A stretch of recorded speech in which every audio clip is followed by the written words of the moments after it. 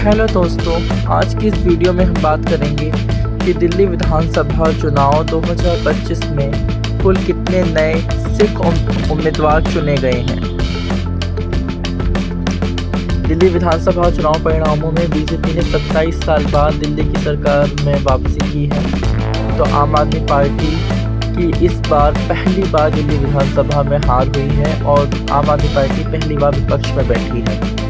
चुनाव परिणामों के बाद बीजेपी ने शालीमार बाग की विधायक रेखा गुप्ता को दिल्ली की अगली मुख्यमंत्री चुना है। इन चुनाव परिणामों में बीजेपी ने कुल 70 में 48 सीटें हासिल की हैं, तो आम आदमी पार्टी को केवल 22 सीटें ही हासिल हो पाई हैं। कांग्रेस पार्टी और अन्य पार्टियों में से किसी का खाता भी नहीं खुला। इन चुनाव परिणामों में 5 सिख उम्मीदवारों को भी सफलता मिली है।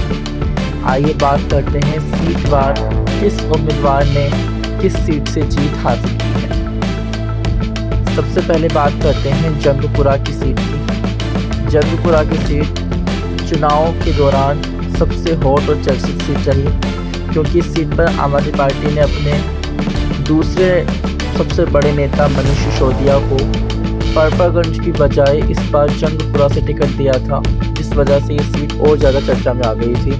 इस सीट पर कांग्रेस पार्टी ने मुस्लिम दाव खेला था और कांग्रेस पार्टी ने इस सीट पर फरहाद सूरी को टिकट दिया था, जो कि पूर्व मेयर हैं और पूर्व विधायक के बेटे भी हैं।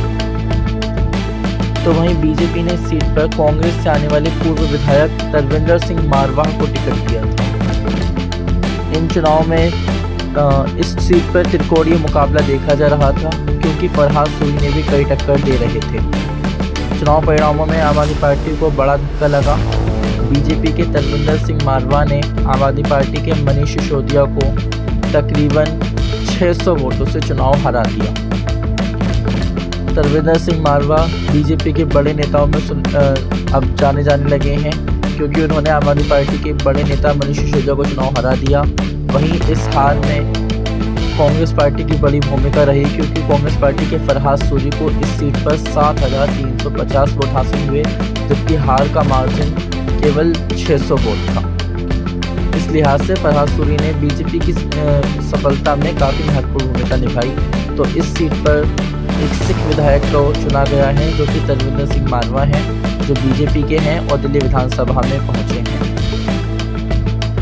तरविंदर सिंह मारवाह ने आम आदमी पार्टी के मनीष सिसोदिया को चुनाव हरा दिया। आइए बात करते हैं अगली सीट की, जो गांधीनगर की सीट है। गांधीनगर की सीट पूर्वी दिल्ली की एक प्रमुख सीट है। इस सीट पर बीजेपी ने अपने बड़े सिख चेहरा, जो कांग्रेस पार्टी से हाल ही में बीजेपी में शामिल हुए, अलविंदर सिंह लवली को चुनाव मैदान में उतारा था। तो वहीं आम आदमी पार्टी ने इस सीट पर नवीन चौधरी को चुनाव में उतारा। तो कांग्रेस पार्टी ने कमल अरोड़ा को इस सीट पर चुनाव मैदान में उतारा था। इस सीट पर प्रमुख मुकाबला बीजेपी और आम आदमी पार्टी के बीच में था। चुनाव परिणामों में अरविंदर सिंह लवली ने बाजी मार ली और अरविंदर सिंह लवली ने आम आदमी पार्टी के नवीन चौधरी को तकरीबन 12,000 वोटों से चुनाव हरा दिया। अरविंदर सिंह लवली को नई विधानसभा में कार्यकारी अध्यक्ष भी बनाया गया था। प्रोटेम स्पीकर के रूप में अरविंदर सिंह लवली ने नए विधायकों को शपथ भी दिलाई। आइए बात करते हैं अगली सीट की, जो तिलक नगर की सीट है। तिलक नगर की सीट इस बार सबसे प्रमुख सीट थी, क्योंकि आम आदमी पार्टी के सबसे बड़े सिख चेहरा जरनैल सिंह इस सीट पर चुनाव लड़ रहे थे। तो कांग्रेस पार्टी ने PS बावा को इस सीट पर उतारा था। तो बीजेपी ने श्वेता सैनी को इस सीट पर चुनावी मैदान में उतारा था।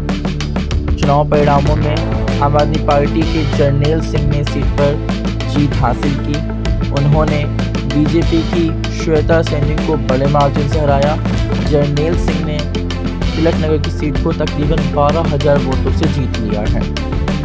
जरनैल सिंह आम आदमी पार्टी के प्रमुख विधायकों में गिने जाने लगे हैं, क्योंकि उन्होंने 2025 के अंदर भी जीत हासिल की है। जरनैल सिंह इस सीट से लगातार चौथी बार चुनाव जीते हैं और 2013, 2015, 2020 और 2025 में आम आदमी पार्टी के विधायक चुने गए हैं। बात करते हैं अगली सीट की, राजौरी गार्डन। राजौरी गार्डन भी एक हॉट सीट थी क्योंकि बीजेपी ने अपने एक प्रमुख बड़े चेहरे मनजिंदर सिंह सिरसा को इस सीट पर चुनाव मैदान में उतारा था। तो आम आदमी पार्टी ने इस सीट पर अपनी तत्कालीन विधायक धनवती चंदेला को चुनावी मैदान में उतारा। तो कांग्रेस पार्टी ने धर्मपाल चंदेला को इस सीट पर चुनावी मैदान में उतारा था। चुनाव परिणामों में बीजेपी के मनजिंदर सिंह सिरसा ने आम आदमी पार्टी की धनवती चंदेला को चुनाव हरा दिया और एक बड़े मार्जिन से मनजिंदर सिंह सिरसा ने इस सीट को जीत लिया। मनजिंदर सिंह सिरसा ने राजौरी गार्डन की सीट पर आम आदमी पार्टी को तकरीबन 19,000 वोटों से चुनाव हरा दिया। तो कांग्रेस पार्टी को इस सीट पर केवल 3,000 वोट हासिल हो पाए। मनजिंदर सिंह सिरसा बीजेपी की बड़े विधायकों में चुने जाते हैं और नई सरकार में मनजिंदर सिंह सिरसा को कैबिनेट मंत्री भी बनाया गया है। आइए बात करते हैं अगली सीट की, जो चांदनी चौक की सीट है। चांदनी चौक की सीट में मुस्लिमों की आबादी भी अच्छी खासी है। लगभग 30% मुस्लिम इस सीट में रहते हैं और जो हार जीत का अंतर तय करते हैं। इस सीट पर कांग्रेस पार्टी ने कड़ी मुकाबला बना दिया था क्योंकि कांग्रेस पार्टी ने अपने पूर्व विधायक एवं सांसद जेपी अग्रवाल के बेटे मोदित अग्रवाल को इस सीट पर चुनावी मैदान में उतारा था। तो आम आदमी पार्टी ने इस बार अपने तत्कालीन विधायक का टिकट काटकर उनके बेटे पुनर्दीप सिंह साहनी को टिकट दिया था। तो बीजेपी ने सीट पर सतीश जैन को उतारा था। इस सीट पर मुकाबला आम आदमी पार्टी के पक्ष में रहा। आम आदमी पार्टी के पूर्व विधायक प्रहलाद सिंह साहनी के पुत्र पुनर्दीप सिंह साहनी ने चांदनी चौक की सीट पर बीजेपी के सतीश जैन को तकरीबन 19,000 वोटों से चुनाव हरा दिया। तो वहीं बीजेपी के सतीश जैन को केवल 22,000 वोट हासिल हुए। कांग्रेस पार्टी के मोदित अग्रवाल को इस सीट पर 9,065 वोट हासिल हुए। आम आदमी पार्टी के चांदनी चौक से नए विधायक पुनर्दीप सिंह साहनी हैं। ये वहां के स्थानीय पार्षद भी रह चुके हैं।